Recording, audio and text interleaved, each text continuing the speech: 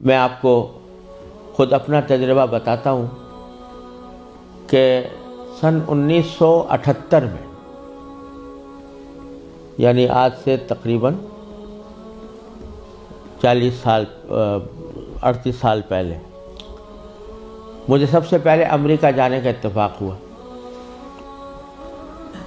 اس وقت سن 1978 میں سب سے پہلے میں امریکہ گیا تھا، اور ایک مسلمان تنظیم کی دعوت پر گیا تھا۔ مسلمان تنظیم کا اس وقت بہت سی مسلمان تنظیموں کا ایک وفاق تھا جس نے ہمیں دعوت دی تھی۔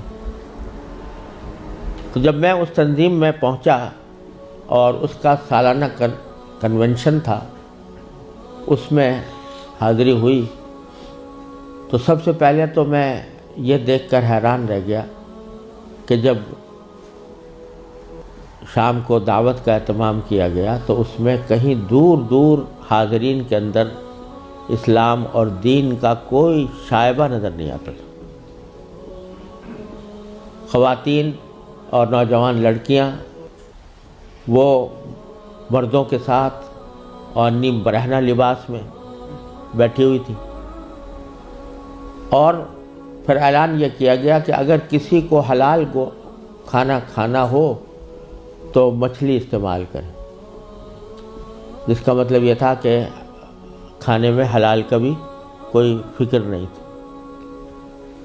وہاں بیٹھنا مشکل ہو گیا، ہم لوگ کہیں الگ چلے گئے۔ اس کے بعد معلوم ہوا کہ ایک رقص و سرود کی زبردست محفل منعقد ہوئی۔ ایک بوٹنگ کا پروگرام تھا، اس بوٹنگ کے پروگرام میں سارا جو پروگرام تھا وہ رقص و سرود کی محفل میں گم ہو کر رہ گیا۔ یہ سارے نظارے دیکھنے کے بعد جب مسلمان تنظیم جس نے دعوت دی تھی اس کے سربراہ سے میں نے شکوہ کیا کہ بھائی آپ انہیں یہ مسلمان تنظیم ہے اور اس میں کہیں دور دور بھی کوئی شائبہ دین کا نظر نہیں آتا، تو آپ کیا کرتے ہیں، کس وجہ سے آپ نے یہ اجتماع منعقد کیا ہے؟ تو وہ لبنانی تھے وہ صاحب جن سے میں نے شکوہ کیا، تو اس کے جواب میں ان کی آنکھوں میں آنسو آنے لگے اور کہنے لگے مولانا آپ صحیح کہتے ہیں، لیکن یہ وہ قوم ہے کہ جس کے بارے میں بس ہم اتنا چاہتے ہیں کہ یہ کم از کم اپنے آپ کو مسلمان کہتی رہے۔ یہ اگر ہم یہ سمجھتے ہیں کہ اگر یہ صرف اپنے آپ کو مسلمان کہتی رہے تو یہ بھی ہماری کامیابی ہے، ورنہ اس کو اسلام سے کوئی تعلق رہا نہیں۔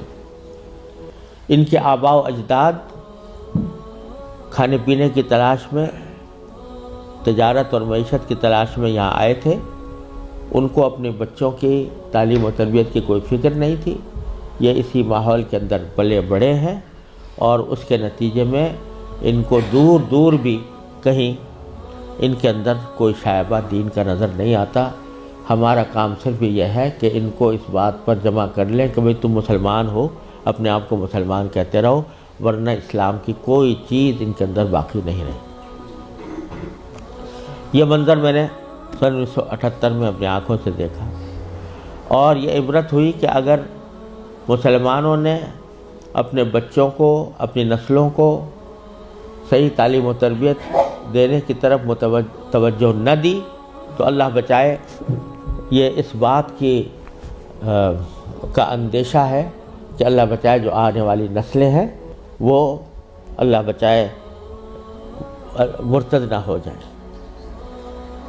اور اگر خدا نہ کرے ہماری اس بے توجہی اور غفلت کی وجہ سے ایسا ہوا کہ ہماری نئی نسلیں گمراہ ہوئیں، غلط راستے پر گئیں، تو اس کا وبال ہمارے اوپر ہو، کیونکہ قرآن کریم کا ارشاد یہ ہے کہ ایھا الذین آمنوا قوا انفسکم واہلیکم نارا۔ جہنم سے بچانا صرف انسان کے لیے اپنا فرض نہیں ہے کہ وہ خود اپنے آپ کو بچائے، بلکہ اپنے گھر والوں کو بچانا بھی اس کی اپنی ذمہ داری۔ اور یہ بڑے شرم کی بات ہوگی کہ ہمارے آباء و اجداد نے ہمیں اللہ تعالیٰ کے فضل و کرم سے ایمان اور اسلام کی دولت ورثے میں عطا فرمائی، اور ہم اپنی اولاد کو اللہ بچائے غلط راستے کے اوپر ڈالنے کے ذمہ دار بنے.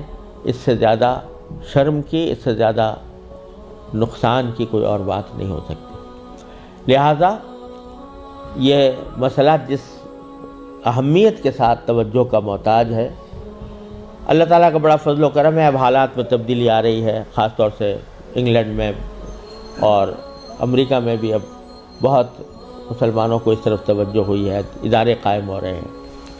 لیکن جس پیمانے پر ضرورت ہے اس پیمانے کی ابھی تک کمی ہے، اور اس کا واحد علاج یہی ہے کہ جس کے دل میں بھی یہ درد ہے وہ دامے، درمے، قدمے، سخنے جس طرح بھی ہو سکے وہ ایسے ادارے قائم کرنے کی کوشش کرے، ان اداروں کے ساتھ تعاون کرے، اس میں اپنے بچوں کو بھیجنے کا اہتمام کرے. Is the Mufti Sheikh from Pakistan, Abu Muhammad Taqi Usmani, who is one of the most influential people in terms of Islamic finance in the world and fiqh, Islamic law. So if you follow Al-Handri rating, the rating of top 500 Muslims in the world, you will see that our guest holds the 6th position, and Mufti Muhammad Taqi Usmani is the 4th of them. So as a judge, Usmani was the judge in the Supreme Court of Pakistan and really influenced on developing Islamic finance. And we have a special book dedicated to his job as a judge. It is not being translated into Russian, but have a look at this book. It's called The Historic Judgment on Interests in Supreme Court of Pakistan.